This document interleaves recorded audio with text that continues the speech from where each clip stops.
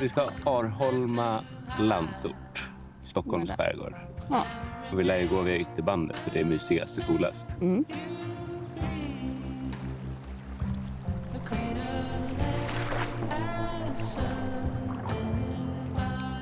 Ser det ut som att det ska blåsa liksom tonvis ostligt så kanske vi får gå lite innanför för att höra lite. Just det. Undvika de värsta vindarna. Ja.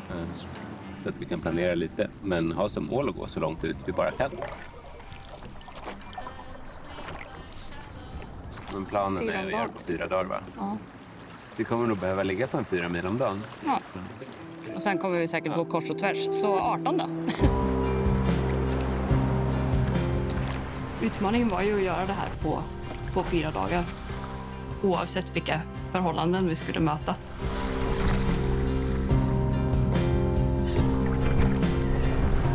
Förhållandena trappades på hela tiden under hela dag 4. Det vart tuffare, tuffare och tuffare.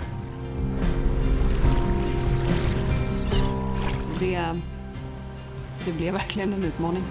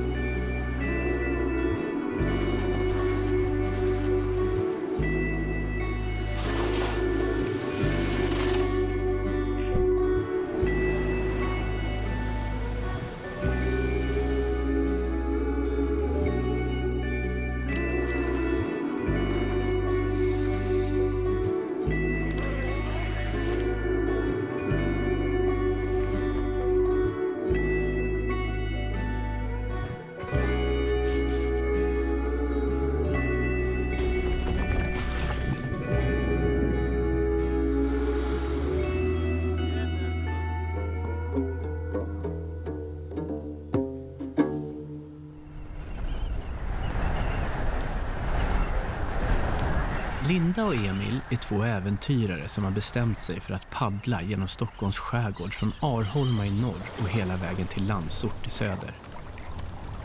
Det är en riktigt tuff utmaning, även för de som är riktigt erfarna paddlare. Det är en paddling som sträcker sig mer än 19 mil genom den yttre skärgården.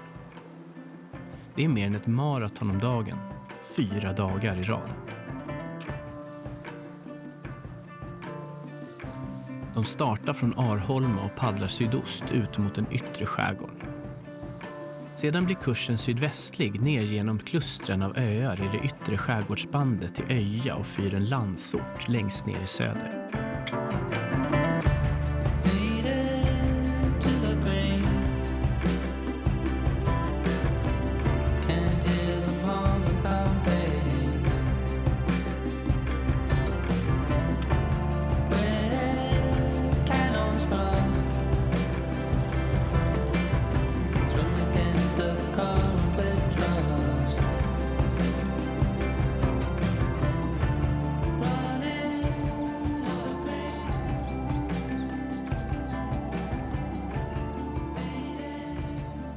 Linda och Emil har länge pratat om att paddla genom skärgården. Det visade sig svårt att hitta ett datum som funkade för dem båda. Till slut bestämdes 4 dagar i mitten av september för att genomföra paddlingen. Linda blev 2019 vald till årets äventyrare för sitt 486 mil långa äventyr genom Sveriges alla landskap. Och 2021 så släpptes hennes bok Expedition Sverige. Emil är en erfaren kajakpaddlare och har gjort många långpaddlingar. Han utvecklar och bygger dessutom egna kajaker. Linda och Emil är både spända och förväntansfulla. Rutten planeras och vädret kollas. In i det sista håller de på med sina förberedelser. Molnen hänger tunga, men ju längre kvällen går, desto mer skingras både moln och oro. Till slut så somnar de under en stjärnklar himmel. Jag gillar ju att liksom göra en utmaning.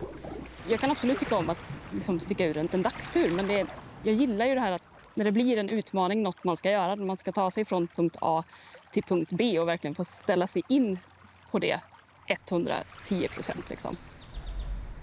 Hon är sjukt bra på att ta sig för och göra saker som hon kanske inte riktigt vet vad hon ger sig in på. Men hon kör och har ett himla pannben och det tycker jag är väldigt imponerande. Mitt paddelintresse har ju bara ökat och ökat och då har Emil liksom funnits där som någon som jag går till och får hjälp och stöd med på många sätt.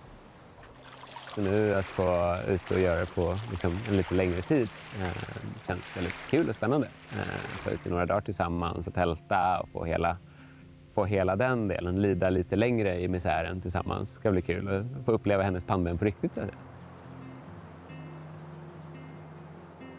Det kommer vara lite utmanande. Det kommer vara ganska tufft förmodligen. Vi får hoppas att vi har tur med vädret. Paddla motvind 4 mil om dagen är väldigt mycket jobbigare än paddla medvind. I 4 dagar. Eller mindre vind. Han hispar liksom inte upp sig inför någonting utan det är alltid lugnt och det går att göra. Och så gör man det.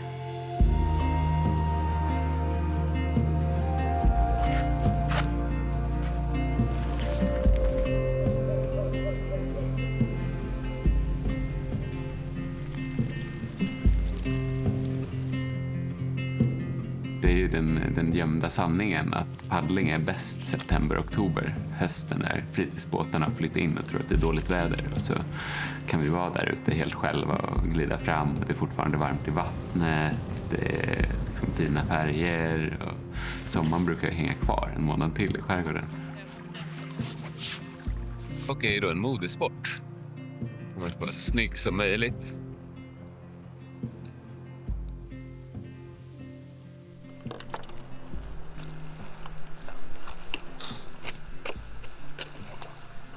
Men det känns bra.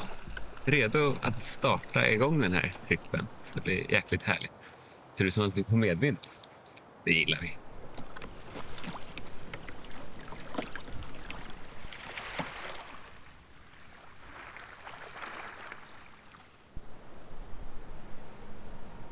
Från Arholma så börjar paddlingen söderut. Kursen är ställd mot Norrpada.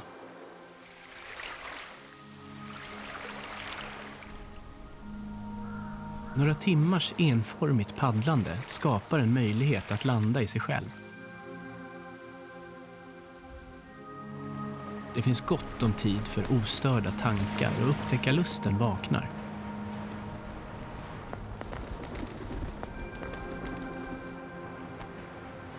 En nyfiken gråsäl kollar in kajakerna. En hane kan väga 300 kilo och bli 3 meter lång, så de är svåra att missa. En stor koloni håller till ett snäpp längre ut vid de svenska högarna.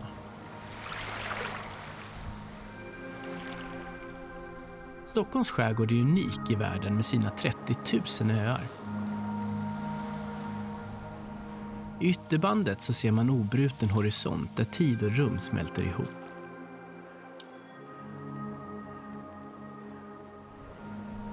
Skandinavien har under nästan 2 miljarder år väckats, spräckts och pressats hundratals meter ner genom berggrunden av inlandsisens tyngd när den plöjde söderut.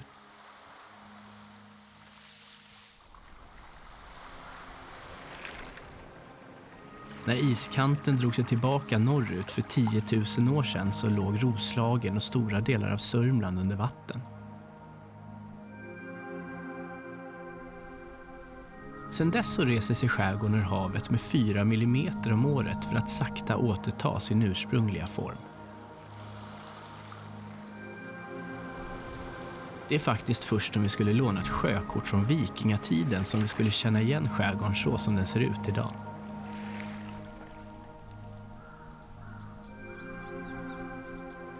När inlandsisen drog sig tillbaka så formade den öar och skär med taggiga norrsidor och mjukt slipade klipphällar i söder.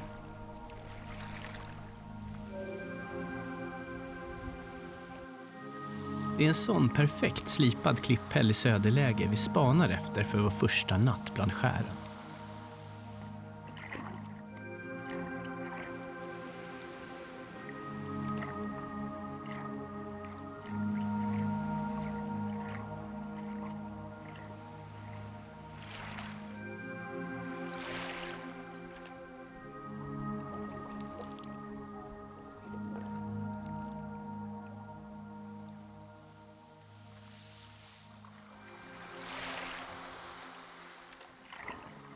Det är ju så som jag kanske föredrar att paddla egentligen. Att liksom ha de här mysiga kvällarna på klippan och liksom, ja, men en fin solnedgång.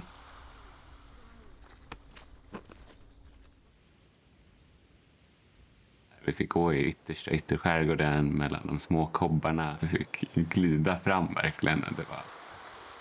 Det var verkligen härligt. Fick solnedgång, det var som en hästskoklippa med flata klippor och det var helt magiskt fint och otippat varmt i vattnet och bra tältplats. Jag brinner ju för mina tältplatser och det var en riktigt bra tältplats.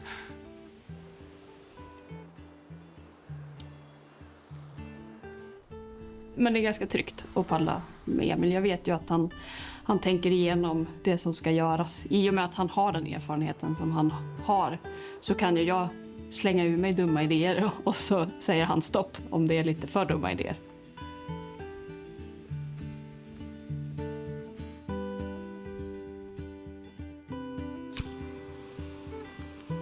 Ja, men det kan ju förmodligen vara en av de vackrare sträckorna vi har i Stockholms skärgård.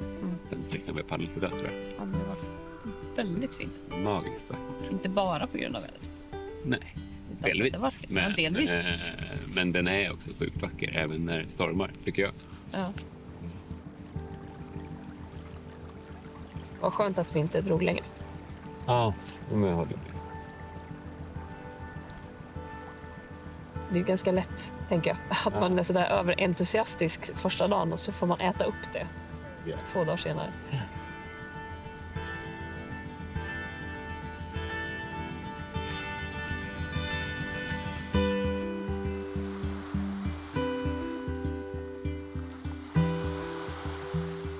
Men imorgon ska vi in i skärgårdar som jag faktiskt inte har varit i. Ja, spännande. Det är jättekul. De ser ju också väldigt, väldigt fina ut. Mm. Nej, men vi siktar väl på att gå upp tidigt och fånga ljuset.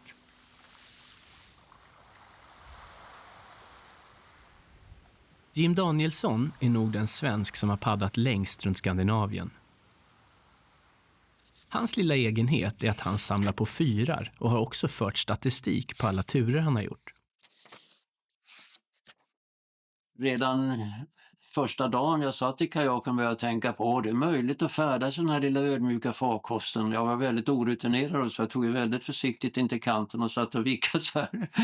Då föddes min dröm att jag skulle göra en paddling lite utöver det vanliga. Och sen dess har det blivit en hel del turer. Och om det kan vara intressant så kan jag nämna att jag har paddlat 134 850 kilometer på 3160 dagar. Den sträckan jag paddlar motsvarar 3195 maratonlopp. Och under tiden har jag även gjort 25 100 eskimosvängar, rollar. Och jag har rundat 2074. Jag har roat mig lite. En del säger att du har ju prestationsångest. Nej, så jag har prestationsglädje.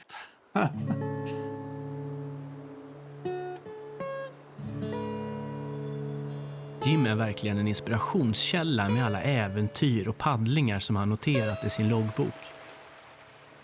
Det är lätt att förstå att paddlingen kan bli en livsstil eller som Jim säger, den lilla ödmjuka farkosten som skapar så mycket äventyr och minnen. Vi rundar ett sjömärke som en kajakhälsning till Jim. Det är en magisk skärgård vi har i Stockholm. Alltså, och framförallt om man får komma ut till de här platserna, till de här yttre skären så blir det så himla fint. Det är lite som att åka bil med någon långt. Att man pratar första halvtimmen och sen går man in i sig själv mer och funderar på livet. Liksom. Man umgås men inte umgås. Så det är väl det man vill kunna göra med en vän.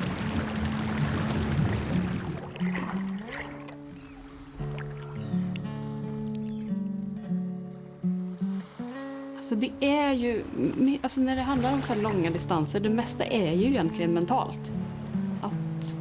För att jag var ju inte speciellt tränad, absolut inte för kajak. Jag har ju varit ute och vandrat mycket den här sommaren och cyklat, så mina ben är ju starka, men mina armar har ju inte använts speciellt mycket.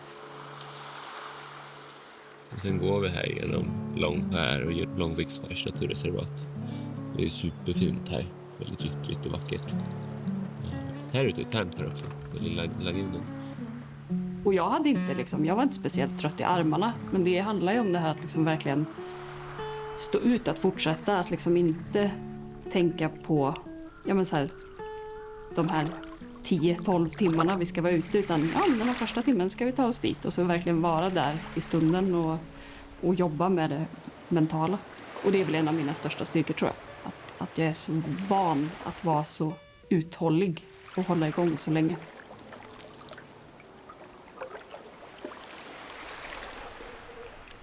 Skarvkolonierna tar över små öar med stora konsekvenser. Skarvarnas spillning består till stor del av frätande ammoniak, vilket gör det svårt för träd och växter att klara sig. Därför är det många som inte gillar skarvarna och tycker att kolonierna förstör skärgården. När skarvarna har tröttnat och lämnar ön står träden vita och döda. Men det tar inte lång tid förrän ön blommar upp igen tack vare den näringsrika spillningen. Många ser dem som marodörer, men det kanske är dags att nyansera den bilden då skarvarna på sitt sätt förnyar skärgården.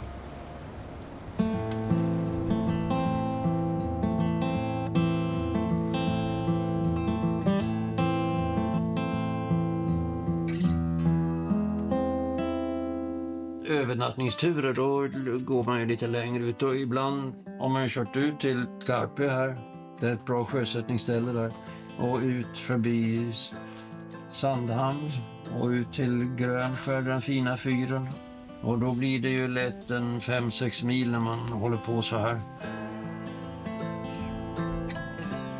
Grönskär fyr, som också kallas Östersjöns drottning, stod klar 1770 med en öppen kolgryta som ljuskälla. Redan på 1600-talet så fanns här en kummel, ett sjömärke. Klagomål från passerande fartyg på dålig synbarhet, vilket är ett rätt kastbetyg på en fyr, gjorde att den byggdes på till 23 meters höjd och så småningom fick en påbyggnad med linser och lampa. Det var ju sjukt fint att paddla i morse. Ja. Paddla soluppgång innan Jag var tvungen att tänka efter. Vad gjorde vi i morse för någonting? Ja, det var väldigt skönt. Skönt att ge sig av så innan frukost. Ja.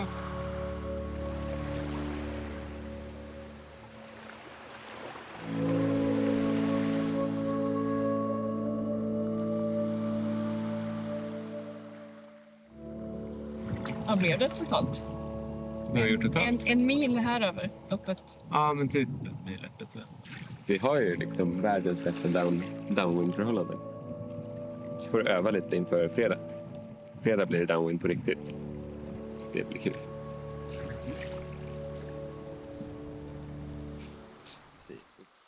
Så att du inte lutar ifrån vågen. Ja. Utan lutar mot vågen också. Och ner med paddeln. Lågt stöder. Det känns som det är en fin parallell, eller inte parallell, det heter en fin balansgång. Att både slappna av och parera. Vi lämnar Grönskär akteröver och fortsätter söderut för att slå läge vid Söderskärgård, strax utanför Sandhamn. Linda är orolig nu när vädret ska bli sämre. Det blåser redan kallt.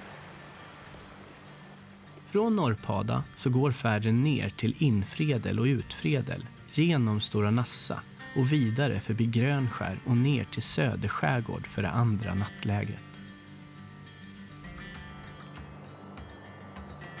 De första 2 dagarna var ju helt magiska, och framförallt första dagens lägerplats och få fantastisk solnedgång och sen paddla iväg i soluppgången. Det var ju jättefint, men också få upptäcka de här mindre skärgårdarna som vi paddlade igenom, som Norrpada eller Stora Nassa. Det var liksom... Där har jag aldrig varit förut, så det var fantastiskt att få uppleva dem där.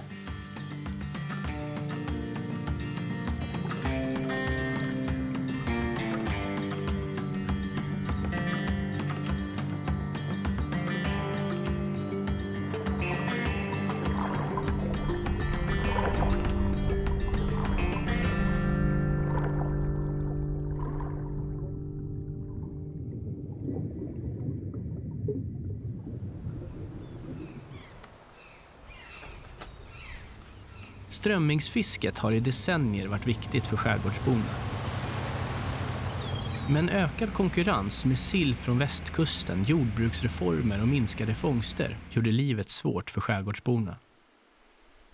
Det blev inte längre lönt att odla och hålla boskap och skärgården växte igen. Al, asp och vegetation tog snabbt över marker och vikar. Generationers slit gick till spillon, allt fler bofasta fick lov att lämna sina gårdar. Sen gjorde fritidsfolket entré. Men fortfarande så finns det några fiskare kvar i skärgården. I Ramsmorahamn på Möja är yrkesfiskaren Rune Wikström fortfarande aktiv. Jag är född och uppvuxen här på Möja. Jag är född ett par 100 meter upp här i backen. Så att jag blickar själv över 6 generationer. Och vi har väl förmodligen aldrig levt av annat än vad havet har gett oss. Jag sov ju väldigt många nätter ombord på den här båten. Jag brukar ju flytta ombord här någon gång i början på maj. Och sen brukar jag bo här till det börjar bli för långsamt på kvällarna. Framöver 15 september. Ja, det är ju väldigt stora förändringar. Och det är ju framför allt att strömmingen mer eller mindre har försvunnit. Och det är ju det stora bekymret. För strömmingen är ju hjärtat utav det som finns i Östersjön. För strömmingen försörjer ju väldigt mycket annat. Va? Det är ju både sjöfåglar och andra fiskare och så vidare. Och inte minst oss fiskare som alltid har fiskat strömming. Det storskaliga fisket, där de på ett enda drag kan ta en 1500 ton strömming precis utanför här. Det får fortsätta. Vad finns det för någonting i den trålen? Det är inte bara strömming och skarpsill. För allting annat som finns följer också med där. Det är torsk och det är lax och det är allt möjligt. Det här går ju oavkortat till fiskfoder, så det mals ner till fiskfoder. Inte en enda fisk kommer till mänsklig konsumtion.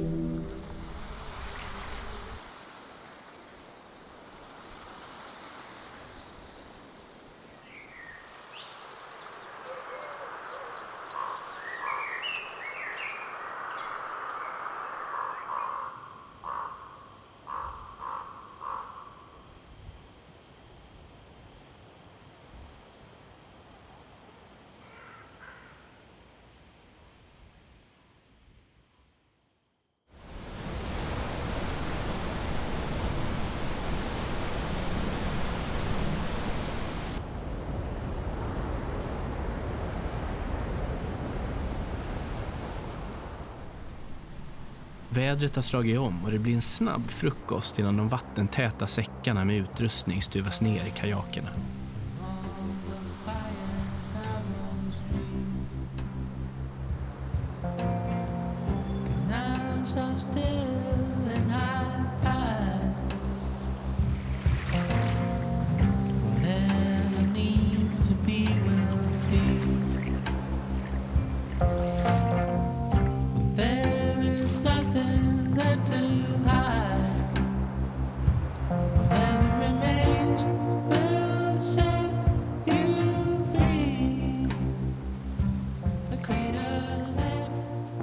Kungsörn är lätt att se när de cirklar förbi på jakt efter fisk och småvilt. Det känns bra att beståndet av häckande havs- och kungsörn ökar igen. På Biskopsön strövar dovhjortarna fritt.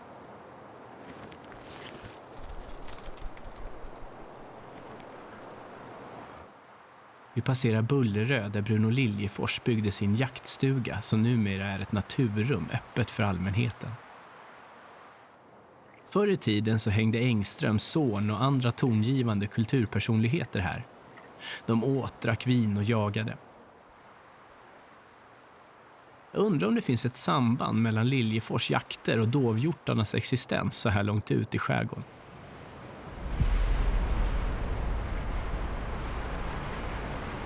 Jag tror att det här måste ha varit den absolut mest optimala paddlingen egentligen. Jag lärde mig ju extremt mycket på den.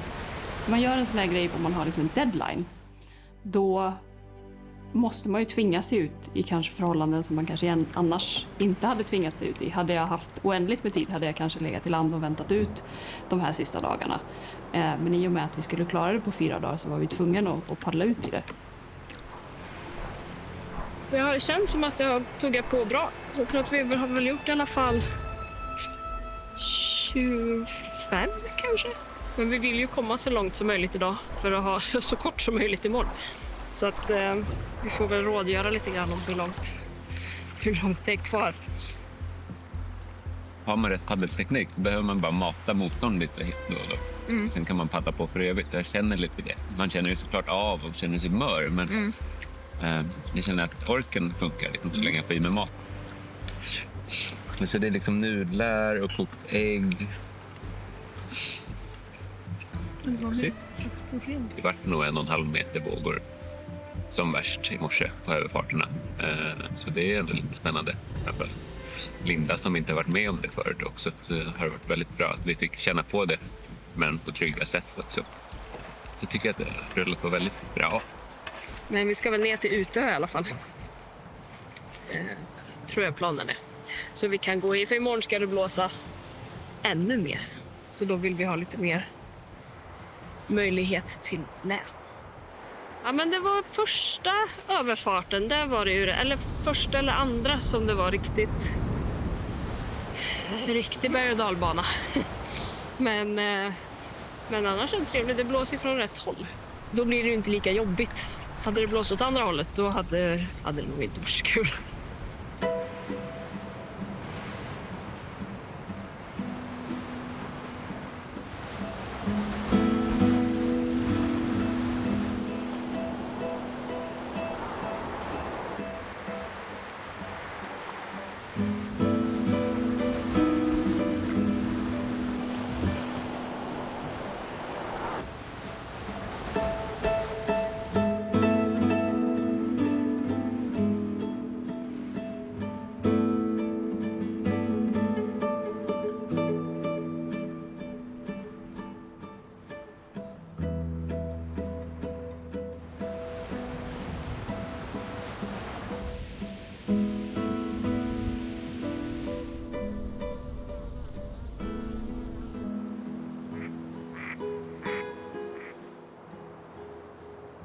En räv spanar nyfiket in kajakerna.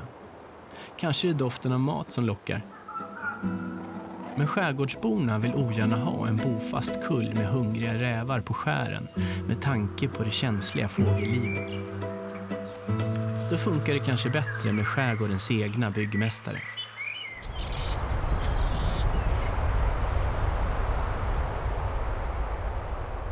Jag har alltid varit väldigt passionsdriven. Jag jobbade ju som musikfotograf innan jag trillade in på det här. Och där var det ju väldigt mycket liksom passion som drev mig i det. Och sen hittade jag in i det här, och inte bara att vara ute i naturen tror jag, men att just det här med att utmana sig själv, att kunna växa som människa, och sen se hur mycket många människor håller tillbaka sig själva för att man inte riktigt vågar eller vågar misslyckas. Just det tror jag är vad som driver mig att liksom göra det jag gör. För jag vill liksom inspirera, men mina berättelser andra att också kanske våga testa Mm. och gå utanför sin komfortzon. Sen behöver man inte göra liksom exakt samma saker. Men det kan vara att bara gå den där utbildningen som man länge har drömt om men som man tänker att man inte borde eller kanske inte just nu eller sådär. Nej. Det önskar jag att fler vågade. Alltså min inblick egentligen i friluftslivet är ju väldigt mycket mer mindfulness än utmana mig själv. För jag har alltid levt en ganska hetsk livsstil. Men egentligen så är jag en person som behöver ganska mycket space och ganska mycket lugn. Så att få komma ut och tälta någon gång då och då själv behöver jag för att jag ska må bra. Och paddlingen har för mig blivit som en sorts frizon. Det hade nog kunnat bli vad som helst egentligen. Paddlingen för mig har blivit det för att jag ramlade in och började jobba mycket med paddling och det har varit det lättaste vägen ut.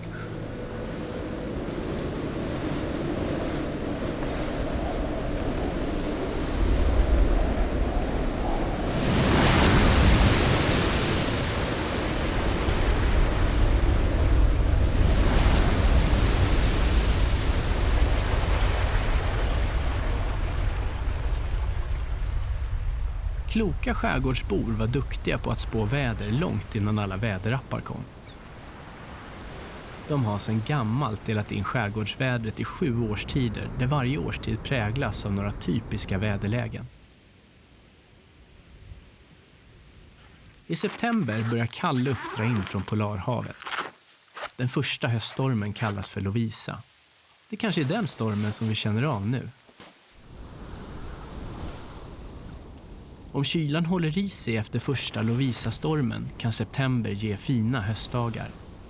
Men minst lika ofta så blir det grov sjö, kyla och hård vind.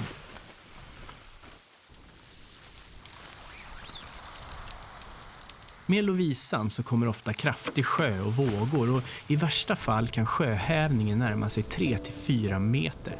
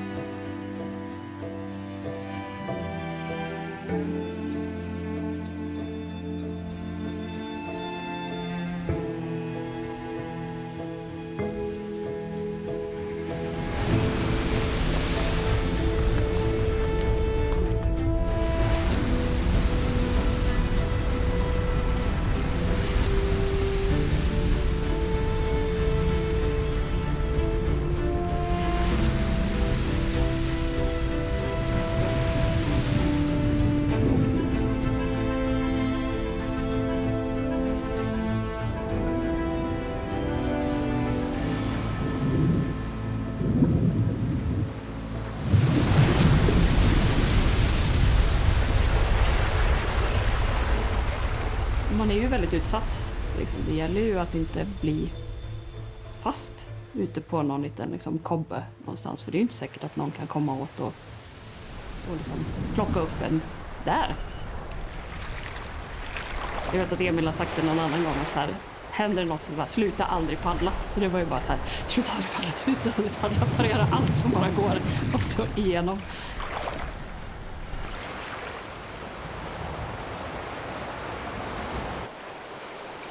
Jag tror att det som var det svåraste för mig i de där, det var de gångerna jag höll på att slå runt. För det som händer då, du får ju ett adrenalin, alltså det bara rusar ut i kroppen så man blir som en liten geléklump. Och det är ju det sista du vill vara när du ska försöka parera de här vågorna. Du måste ju spänna upp benen mot insidan av kajaken för att kunna vara ett med den. Och jag tror aldrig att jag har fått jobba så mentalt, att ställa sig över det fysiska i min kropp.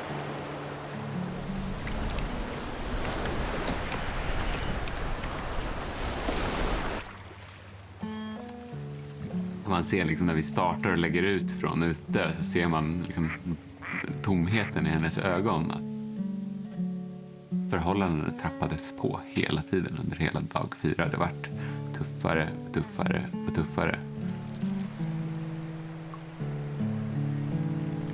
hur kan jag jobba bäst med min kajak och hur man reagerar när man plötsligt nästan trillar i av panik ska försöka hitta rätt igen fast samtidigt var lugn. Det kom sjö från 2 olika håll samtidigt som att vi hade vindvågorna som hade byggt upp ganska rejält där. Och vi passerade en ganska brant klippa lite för nära egentligen.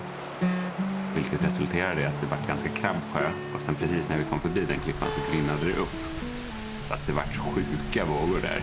Så att det är väldigt förståeligt att Linda tyckte det var för tufft. För det var jäkligt tufft. Men den sista passagen var ju...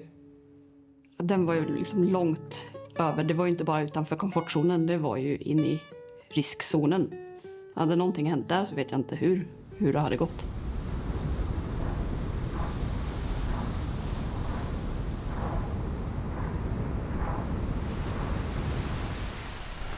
Så när vi kom där efter det här klippkanten hade stökat på och vi gled in och ropade till den. Vi går in här bakom Ville liksom, så att vi skulle in och hitta lite vågskydd. Och vi kom ihop där och mötte henne. Då satt hon och grät i kajaken och bara, då var det klart.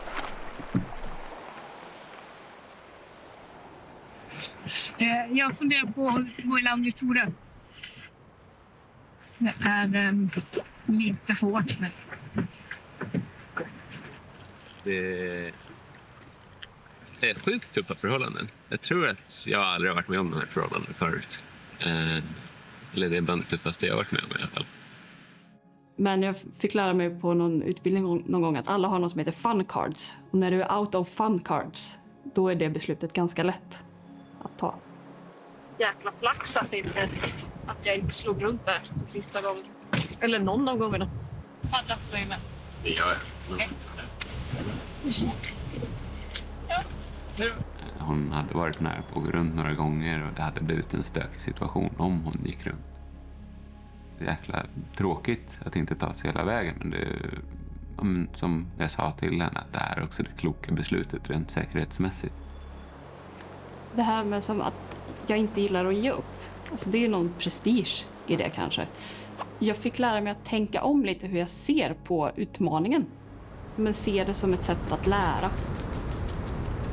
Och så fick det ta mig så långt det tog mig. Det var nog, det tar jag med mig.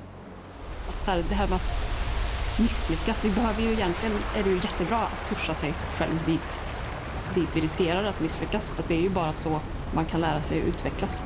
Annars fortsätter man ju bara i samma spår och klarar av det man redan har klarat av egentligen.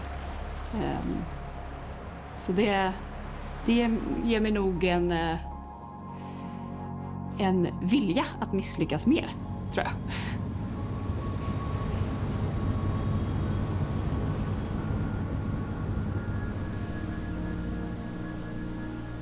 Linda tog ett tufft beslut.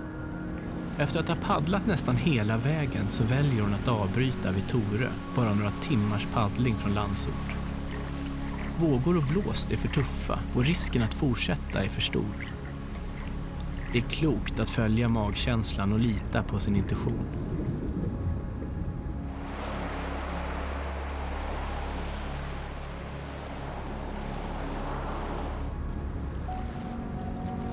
Ju mer och tuffare förhållanden det blir, desto mindre tankebearbetning blir det.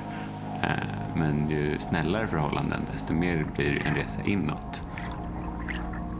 Det är ganska mycket tankar som man hinner processa under 4 dagars paddling.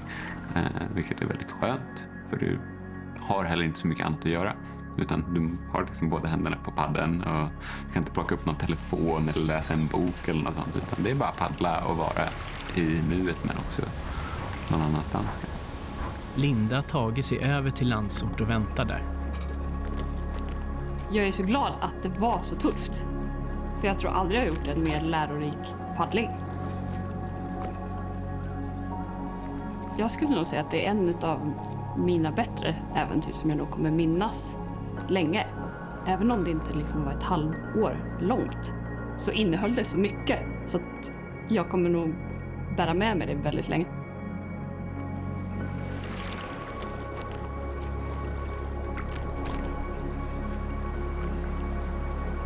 Efter 4 långa dagar så är Linda och Emil äntligen framme vid sitt mål.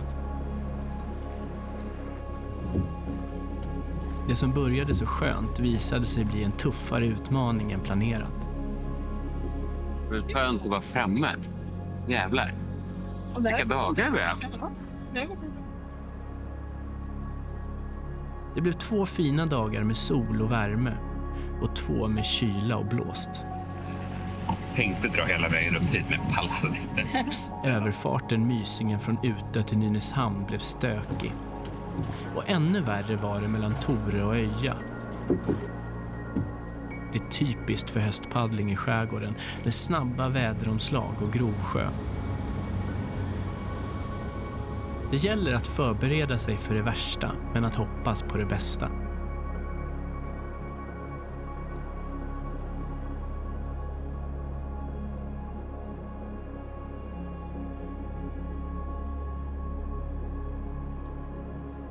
Det var vilt, vackert och öde. En paddling som innehöll det mesta man kan önska sig. Från sol och värme till storm och kaos. Precis som det ska vara på ett riktigt äventyr.